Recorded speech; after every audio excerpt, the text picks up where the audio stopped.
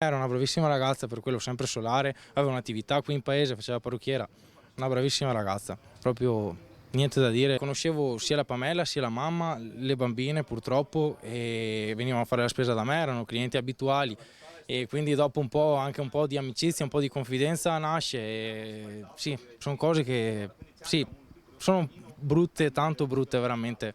Rispettosa, buona, una persona buona, ma tantissimo proprio di cuore, veramente sempre solare e disponibile anche su... Guarda, posso dire solo un bene di questa persona perché veramente era una persona splendida. Le conoscevano tutti a Stanghella Anita e Pamela, due persone solari.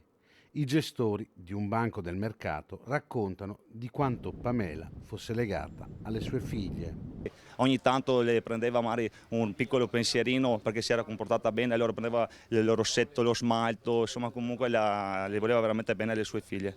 Infatti è una cosa che, ti dico la verità, non riesco a pensare che possa essere successa una cosa del genere proprio a lei. Infatti quando l'ho saputo stamattina alle 11 tramite il mio amico che è venuto con il video, ho visto la macchina e non volevo crederci veramente che fosse lei.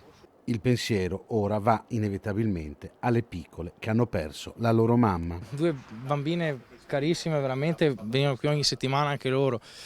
E il marito purtroppo che è da Solesino e sì, non è... Un dolore immenso. Sì, purtroppo sì. Purtroppo sì, sono cose che non dovrebbero mai succedere